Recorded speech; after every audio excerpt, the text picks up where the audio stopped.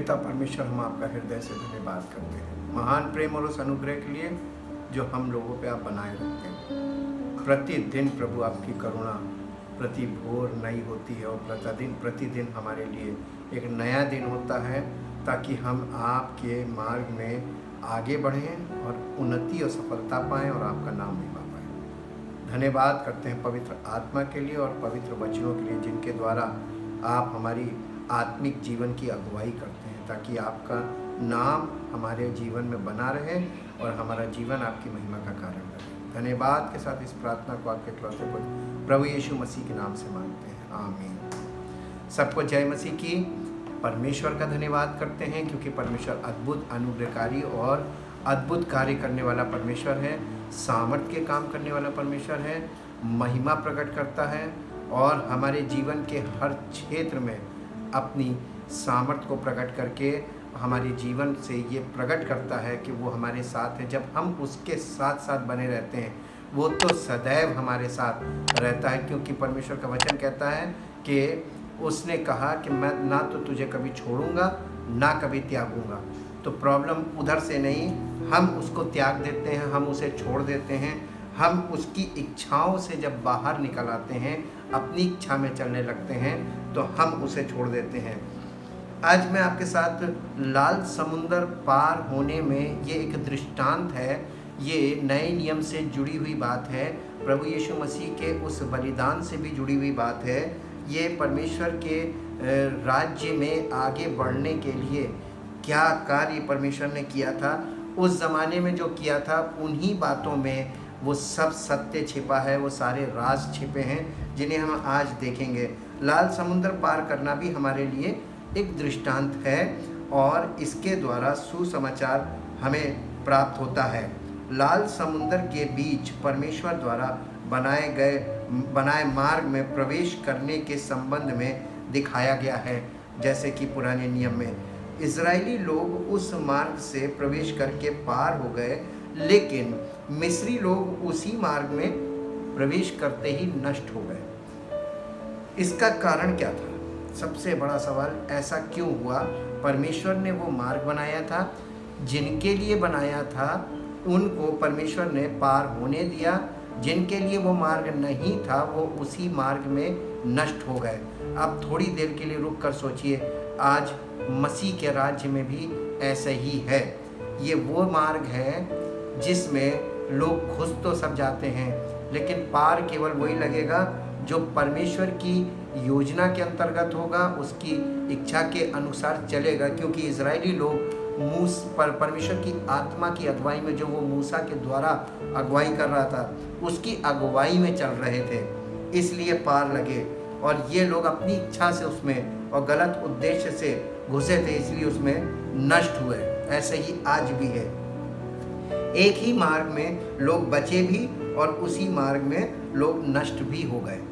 हमें यहाँ वहाँ पे सीखने को देखने को मिलता है स्पष्ट रूप से, जैसा कि निर्गमन के 14 अध्याय में हम चल के देखेंगे। निर्गमन का 14 अध्याय, लाल समुंदर पार करना। मैं आपके बीच में इसको पढ़ूंगा ताकि आप ध्यान से सुने और हो सके तो आप भी इसको खोलकर पढ़ें। यहोवा ने मूसा से कहा, इजराइलियों को आज्ञा दे कि वे लौटकर मिग्दोल और समुद्र के बीच पीहाहीरोत के सन्मुख बाल सोपोन के सामने अपने डेरे खड़े करें। उसी के सामने समुद्र के तट पर डेरे खड़े करें। तब फिरौन इजराइलियों के विषय में सोचेगा, वे देश की उलझनों में फंसे हैं और जंगल में घिर गए हैं। तब मैं फिरौन के मन को कठोर कर दूंगा और वो उनका पीछा करेगा। तब फिरौन और उसकी सारी सेना के द्वारा मेरी महिमा होगी और मिस्री जान लेंगे कि मैं यहोवा हूँ। और उन्होंने वैसा ही किया। जब मिस्र के राजा को ये समाचार मिला कि वे लोग भाग गए, तब फिरौन और उसके कर्मचारियों का मन उनके विरुद्ध पलट गया और वे कहने लगे, हमने ये क्या किया कि इजराइलियों को अपनी दासता से छुटकारा देकर जाने दिया। तब उन्होंने अपना रथ जुतवाया और अपनी सेना को संग लिया। उसने 600 अच्छे से अच्छे रथ वरन मिस्र के सब रथ लिए और उन सबों पर सरदार बिठाए और यहोवा ने मिस्र के राजा फिरौन के मन को कठोर कर दिया, इसलिए उसने इजराइलियों का पीछा किया, परंतु इजरायली बेखटके निकले चले जाते थे। पर फिरौन के सब घोड़ों और रथों और सवारों समेत मिस्री सेना उनका पीछा करके उनके पास, जो पीहा हिरोत के पास बाल सोपोन के सामने समुद्र के तट पर डेरे डाले पड़े थे, जा पहुंची। जब फिरौन निकट आया तब इजरायलियों ने आंखें उठाकर क्या देखा कि मिस्री हमारा पीछा किए चले आ रहे हैं, और इजरायली अत्यंत डर गए और चिल्लाकर यहोवा की दुहाई दी। और वे मूसा से कहने लगे, क्या मिस्र में कब्रें ना थीं जो तू हमको वहाँ से मरने के लिए जंगल में ले आया है? तूने हमसे ये क्या किया कि हमको मिस्र से निकाल लाया? क्या हम तुझसे मिस्र में यही बात ना कहते रहे कि हमें रहने दे कि हम मिस्रियों की सेवा करें? हमारे लिए जंगल में मरने की अपेक्षा मिस्रियों की सेवा करना अच्छा था। मूसा ने लोगों से कहा, डरो मत, खड़े खड़े वो उद्धार का काम देखो जो यहोवा आज तुम्हारे लिए करेगा, क्योंकि जिन मिस्रियों को तुम आज देखते हो उनको फिर कभी ना देखोगे। यहोवा आप ही तुम्हारे लिए लड़ेगा, इसलिए तुम चुपचाप रहो। तब यहोवा ने मूसा से कहा, तू क्यों मेरी दुहाई दे रहा है? इस्राएलियों को आज्ञा दे कि यहाँ से कूच करें, और तू अपनी लाठी उठाकर अपना हाथ समुद्र के ऊपर बढ़ा और वो दो भाग हो जाएगा। तब इजरायली समुद्र के बीच होकर स्थली स्थल पर चले जाएंगे। और सुन, मैं आप मिस्रियों के मन को कठोर करता हूँ और वे वहाँ भी उनका पीछा करेंगे। तब फिरौन और उनकी सारी सेना और रथों और सवारों के विनाश द्वारा मेरी महिमा होगी।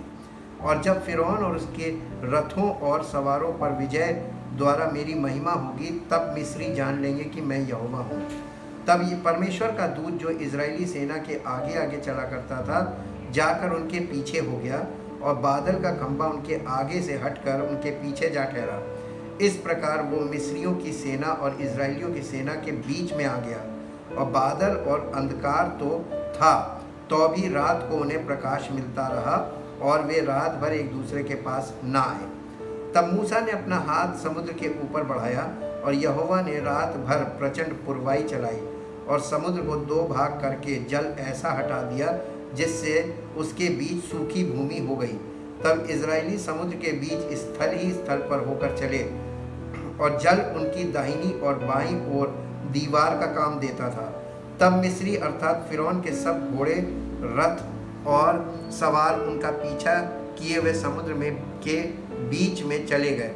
और रात के अंतिम पहर में यहोवा ने बादल और आग के खंभे में से मिस्रियों की सेना पर दृष्टि करके उन्हें घबरा दिया, और उसने उनके रथों के पहियों को निकाल डाला, जिससे उनका चलाना कठिन हो गया। तब मिस्री आपस में कहने लगे, आओ हम इजरायलियों के सामने से भागें, क्योंकि यहोवा उनकी ओर से मिस्रियों के विरुद्ध युद्ध कर रहा है। फिर यहोवा ने मूसा से कहा, अपना हाथ समुद्र के ऊपर बढ़ा कि जल मिस्रियों और उनके रथों और सवारों पर फिर बहने लगे। तब मूसा ने अपना हाथ समुद्र के ऊपर बढ़ाया, और भोर होते होते क्या हुआ कि समुद्र फिर ज्यों का त्यों हो गया, और मिस्री उल्टे भागने लगे, परंतु यहोवा ने उनको समुद्र के बीच में ही झटक दिया।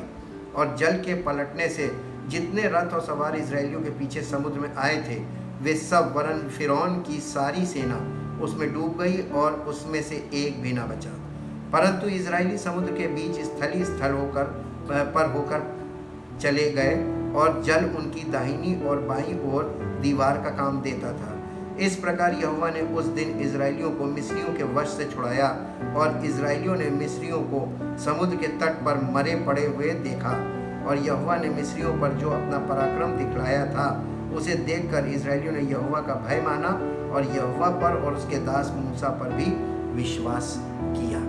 यहाँ पर हमको साफ साफ स्पष्ट आ रहा है, जब परमेश्वर की पवित्र आत्मा जिस व्यक्ति के द्वारा अगुवाई करती है, उस व्यक्ति के द्वारा परमेश्वर लोगों को निकालने का काम करता है, उनको बंधुआई से निकलने में अगुवाई करता है। लेकिन उन लोगों को आवश्यक ये है कि वो उस व्यक्ति का हुक्म माने, इसलिए नहीं कि वो व्यक्ति इम्पॉर्टेंट है, बट इसलिए क्योंकि परमेश्वर का आत्मा उसमें वास करता है और उसके द्वारा उनसे बातें करता है।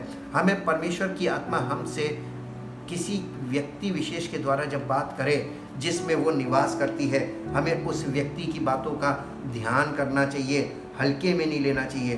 परमेश्वर के बनाए मार्ग में प्रवेश करने का तात्पर्य है पवित्र आत्मा के बिना इस मार्ग में चलना असंभव है, जैसा कि मिस्रियों के साथ हुआ था, क्योंकि इजरायली मूसा की अगुवाई में चलकर इस मार्ग में प्रवेश करके पार निकले थे। मूसा परमेश्वर की आत्मा की अगुवाई में चल रहा था, परंतु मिस्री अपनी इच्छा से तथा गलत उद्देश्य से इस मार्ग में प्रवेश करके इजरायलियों का पीछा कर रहे थे, लेकिन उनमें से एक भी व्यक्ति पार नहीं निकल पाया। वे सब उसी मार्ग में नष्ट हो गए थे। ठीक ऐसा ही हुआ है नए नियम में भी। सुसमाचार अर्थात क्रूस की कथा में भी ऐसा ही है। पहला कुरिन्थियों उसका पहला अध्याय और उसके 18 पद को देखेंगे। पहला कुरिन्थियों पहला अध्याय और उसके 18 पद में इस प्रकार से लिखा हुआ है, क्योंकि क्रूस की कथा नाश होने वालों के लिए मूर्खता है, परंतु हम उद्धार पाने वालों के लिए परमेश्वर की सामर्थ है।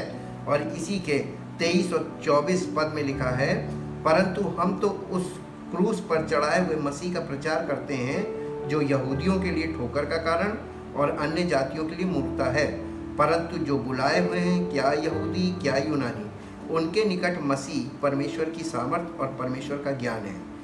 ये साफ बात है कि दुनिया के लिए मसीह क्या है, दुनिया के लोगों के लिए मसीह क्या है, और उनके लिए जो उस पर विश्वास कर लेते हैं, चाहे वो कोई भी हो, किसी भी जाति के हो, उनके लिए वो परमेश्वर की सामर्थ और परमेश्वर का ज्ञान ठहरता है।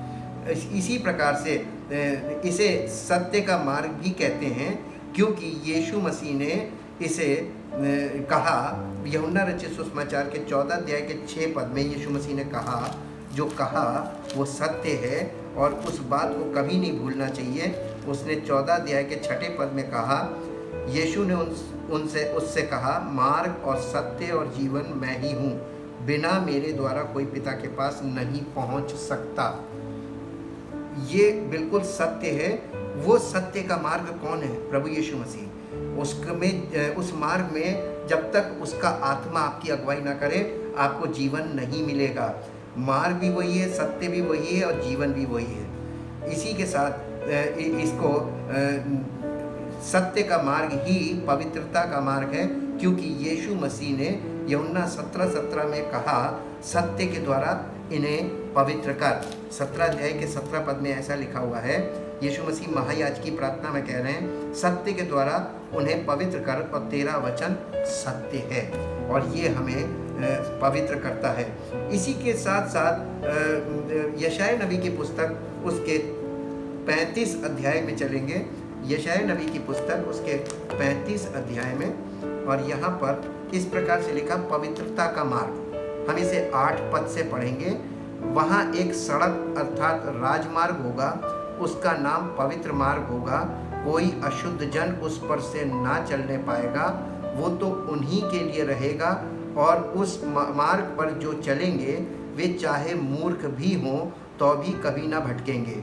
वहाँ सिंह ना होगा और ना कोई हिंसक जंतु उस पर ना चढ़ेगा, ना वहाँ पाया जाएगा, परंतु छुड़ाए हुए उस पर नित्य चलेंगे। छुड़ाए हुए लोग, परमेश्वर के छुड़ाए हुए लोग इस मार्ग में, मसीही मार्ग में, सत्य के मार्ग में, इस मार्ग में केवल छुड़ाए हुए लोग, ये पवित्रता का मार्ग है। जब तक आप पाप से छूटेंगे नहीं, तब तक आप इस मार्ग पे चलने के योग्य नहीं होंगे। और इसमें चलने वाले नित्य चलेंगे, यानी प्रतिदिन चलेंगे। यहोवा के छुड़ाए हुए लोग लौट कर जय जयकार करते हुए सिय्योन में आएंगे और उनके सिर पर सदा का आनंद होगा। वे हर्ष और आनंद पाएंगे और शोक और लंबी सांस का लेना जाता रहेगा। ये कितनी अद्भुत बात है कि परमेश्वर ने जो कार्य किया, जैसे वहाँ पे लाल समुद्र 2 भाग किया था, वो भी अद्भुत था, और आज जो कार्य कर रहा वो भी बहुत अद्भुत है। इसी के साथ पहला यूहन्ना उसके पहले अध्याय का 5 पद से पढ़ेंगे। पहला यूहन्ना उसका पहला अध्याय और उसके 5 पद से हम पढ़ेंगे आपके बीच में। यहाँ पर लिखा है, ज्योति में चलना। सत्य का मार्ग ज्योति में चलने को कहते हैं। सच्चाई में चलना, पवित्रता के साथ चलना, पाप से छुटकारा पाकर जिस मार्ग में हमें चलना, वो ज्योति का मार्ग है। जो समाचार हमने उससे सुना और तुम्हें सुनाते हैं वो ये है कि परमेश्वर ज्योति है और उसमें कुछ भी अंधकार नहीं। यदि हम कहें कि उसके साथ हमारी सहभागिता है और फिर अंधकार में चले तो हम झूठे हैं और सत्य पर नहीं चलते। पर यदि जैसा वो ज्योति में है वैसे ही हम भी ज्योति में चलें तो एक दूसरे से सहभागिता रखते हैं और उसके पुत्र यीशु का लहू हमें सब पापों से शुद्ध करता है। यदि हम कहें कि हम में कुछ भी पाप नहीं तो अपने आप को धोखा देते हैं और हम में सत्य नहीं। यदि हम अपने पापों को मान लें तो वो हमारे पापों को क्षमा करने और हमें सब अधर्म से शुद्ध करने में विश्वास योग्य और धर्मी है। यदि हम कहें कि हमने पाप नहीं किया तो उसे झूठा ठहराते हैं और उसका वचन हम में नहीं है। वचन का मतलब यहाँ पर सुसमाचार से है। उसका सुसमाचार हमको नहीं, हमारे अंदर नहीं है। सुसमाचार यही है कि यीशु मसीह हमारे पापों के लिए मारा गया, हमारे लिए गाड़ा गया, हमारे लिए जी उठा, मेरा है मसीह, ताकि हम पाप से छूटकर उसके साथ जी उठने वाले जीवन में आ जाएं, यानी पुनरुत्थान वाले जीवन में आए, जो पवित्रता का जीवन है। पहला यूहन्ना 5 अध्याय के 18 पद से पढ़ेंगे। पहला यूहन्ना 5 अध्याय उसके 18 पद से हम जानते हैं कि जो कोई परमेश्वर से उत्पन्न हुआ है वो पाप नहीं करता। जो कोई परमेश्वर से उत्पन्न हुआ है वो पाप नहीं करता, पर जो परमेश्वर से उत्पन्न हुआ उसे वो बचाए रखता है। यानी दो लोग परमेश्वर से उत्पन्न हुए, एक हम और आप हैं जो सुसमाचार सुनकर प्रभु यीशु मसीह पर विश्वास लाते हैं, हम परमेश्वर की आत्मा से उत्पन्न हो जाते हैं, यानी हमें पुनरुत्थान मिलता है। और एक वो जो हमारे पापों के लिए मारा गया और तीसरे दिन जी उठा, यानी परमेश्वर का इकलौता पुत्र प्रभु यीशु मसीह। और लिखा हुआ है पर जो परमेश्वर से उत्पन्न हुआ उसे वो बचाए रखता है, यानी यीशु मसीह हमें पाप से बचाए रखता है और वो दुष्ट उसे छूने नहीं पाता। यानी दुष्ट का कोई भी चाल हम पर कभी भी सफल नहीं होती, इसलिए क्योंकि मसीह हमें संभालता कैसे? मसीह का आत्मा, यानी यीशु मसीह स्पिरिचुअली अपनी आत्मा के द्वारा हमें संभालता है और हमें पाप से बचाता है। 19वें पद में लिखा, हम जानते हैं कि हम परमेश्वर से हैं और सारा संसार उस दुष्ट के वश में पड़ा है। हम ये भी जानते हैं कि परमेश्वर का पुत्र आ गया है और उसने हमें समझ दी है कि हम उस सच्चे को पहचाने और हम उसमें जो सत्य है अर्थात उसके पुत्र यीशु मसीह में रहते हैं। सच्चा परमेश्वर और अनंत जीवन यही है। सच्चा परमेश्वर और अनंत जीवन यही है, यानी पवित्र आत्मा हमें अनंत जीवन में आगे अगुवाई करता है। लेकिन लाल समुद्र पार करने के बाद भी इजरायलियों से परमेश्वर नाराज हो गया, क्योंकि वे मिस्र की गुलामी से तो निकल आए थे, मिस्र की गुलामी से तो निकल आए थे और उससे छूटने के बाद अपनी इच्छाओं की पूर्ति में लग गए थे, ना कि जिसने उन्हें छुड़ाया था उसके अनुसार जीवन व्यतीत करने में। जैसा कि पहला कुरिन्थियों 10 अध्याय के पहले पद से हम पढ़ेंगे, जहाँ पर लिखा हुआ है ये दृष्टांत है और ये दृष्टांत हमारी और आपकी अगुवाई करने के लिए लिखा गया है, ताकि पवित्र आत्मा इन बातों के द्वारा हमको दिखाए कि परमेश्वर ने हमारे लिए क्या किया है और आज हम किस प्रकार के जीवन में हैं और कैसे काम कर रहे हैं और कैसी जिंदगी जी रहे हैं। पहला कुरिन्थियों 10 अध्याय पहले में, हे भाइयों, मैं नहीं चाहता कि तुम इस बात से अनजान रहो कि हमारे सब बाप दादे बादल के नीचे थे और सब के सब समुद्र के बीच से पार हो गए और सब ने बादल में और समुद्र में मूसा का बपतिस्मा लिया और सब ने एक ही आत्मिक भोजन किया और सब ने एक ही आत्मिक जल पिया, क्योंकि वे उस आत्मिक चट्टान से पीते थे जो उनके साथ साथ चलती थी और वो चट्टान मसीह था। परंतु परमेश्वर उनमें से बहुतेरों से प्रसन्न ना हुआ, इसलिए वे जंगल में ढेर हो गए। ये बातें हमारे लिए दृष्टांत ठहरी कि जैसे उन्होंने लालच किया वैसे हम बुरी वस्तुओं का लालच ना करें। और आगे पूरी लिस्ट है, आप घर में पढ़ लीजिएगा कि इसके आगे भी कि उन्होंने क्या क्या किया। यानी परमेश्वर ने उन्हें मिस्रियों की गुलामी में से छुड़ा लिया, जैसे यीशु मसीह ने हमें पाप की गुलामी में से छुड़ाया। लेकिन गुलामी में से छूटने के बाद भी मिस्र उनके हृदय में बसा रहा, मिस्र की यादें बसी रहीं और वो बार बार यही चाहते थे कि हम वहाँ अच्छे थे, हम यहाँ बेकार आ गए। वो परमेश्वर के साथ चलना पसंद नहीं कर रहे थे। इसलिए प्रभु यीशु मसीह ने कहा है कि यूहन्ना 15 अध्याय के यूहन्ना रचित सुसमाचार 15 अध्याय में आएंगे और 15 अध्याय के पहले पद से हम पढ़ेंगे।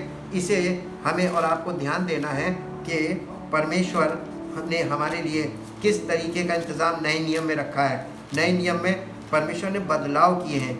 जब महायाजक बदलता है तो व्यवस्था भी बदलती है। सच्ची दाखलता मैं हूँ, मेरा पिता किसान है। जो डाली मुझ में है और नहीं फलती उसे वो काट डालता है, और जो फलती है उसे वो छांटता ताकि और फले। तुम तो उस वचन के कारण जो मैंने तुमसे कहा है शुद्ध हो। तुम मुझ में बने रहो और मैं तुम में।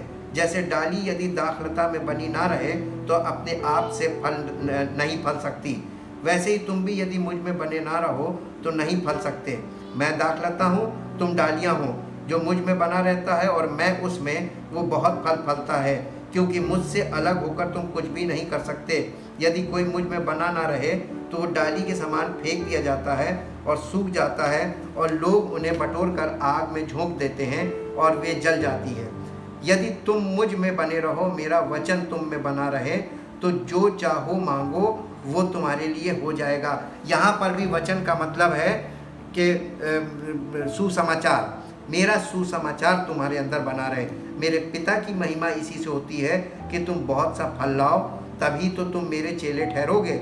जैसे पिता ने मुझसे प्रेम रखा वैसा ही मैंने तुमसे प्रेम रखा। मेरे प्रेम में बने रहो। यदि तुम मेरी आज्ञाओं को मानोगे तो मेरे प्रेम में बने रहोगे, जैसा कि मैंने अपने पिता की आज्ञाओं को माना है और उसके प्रेम में बना रहता हूँ। मैंने ये बातें तुमसे इसलिए कही कि मेरा आनंद तुम में बना रहे और तुम्हारा आनंद पूरा हो जाए। आइए हम परमेश्वर को, जिसने हमें पाप की गुलामी में से छुड़ा लिया है, उसने हमको पवित्र आत्मा क्यों दिया है? ताकि हम पवित्र आत्मा की अगुवाई में चलें। अगर अभी तक आपने पवित्र आत्मा की अगुवाई को ज्वाइन नहीं किया है, एक व्यक्ति जिसमें पवित्र आत्मा निवास करता है, जो व्यक्ति पवित्र आत्मा से प्रेरित है, पवित्र आत्मा की में से परिपूर्ण है, अपना जीवन पवित्र आत्मा के अनुसार व्यतीत करता है, पवित्र आत्मा की अगुवाई में चलता है, वहीं से पवित्र आत्मा की अगुवाई आपको प्राप्त हो सकती है। आप ऐसी जगह ज्वाइन करें, ऐसे व्यक्ति को ज्वाइन करें जो पवित्र आत्मा के अनुसार जीवन जीता हो और पवित्र आत्मा की अगुवाई में रहता हो। जब आप उसके साथ जुड़ जाएंगे, देखिएगा पवित्र आत्मा आपके जीवन में कार्य करना शुरू करेगा और आपको सब प्रकार के बंधनों से निकालना शुरू करेगा।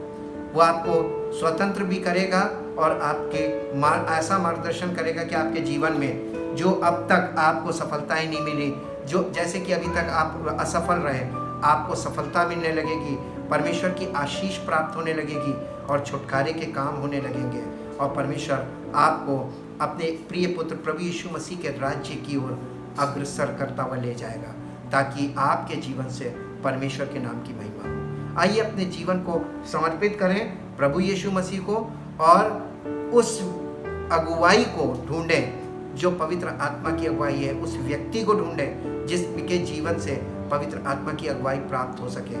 उसके साथ जुड़ जाएं, अपना व्यक्तिगत संबंध बनाएं, ताकि उसके द्वारा पवित्र आत्मा आपके जीवन में कार्य कर सके और आपका जीवन परमेश्वर की महिमा का कारण बने। धन्यवाद के साथ आज परमेश्वर के शरण में जाते हैं।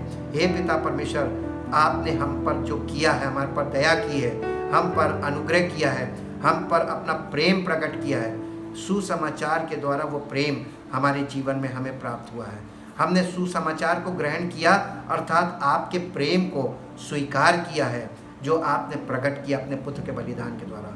आज हम अपने जीवन का समर्पण आपके सामने करते हैं और चाहते हैं प्रभु पवित्र आत्मा की अगुवाई में हम चल सकें, आपके प्रेम और की सामर्थ हमें प्राप्त हो, अनुग्रह की सामर्थ प्राप्त हो, और प्रभु हमें वो मार्गदर्शन मिले जिससे आपका नाम हमारे जीवन में महिमान्वित हो। हम उस मार्गदर्शन में चलें ताकि आपकी महिमा का कारण बने और सारा आदर सारी महिमा आपको मिले। इस प्रार्थना को आपके इकलौते पुत्र प्रभु यीशु मसीह के नाम से मांगते हैं, आमीन। परमेश्वर आपको आशीष दे। Praise the Lord.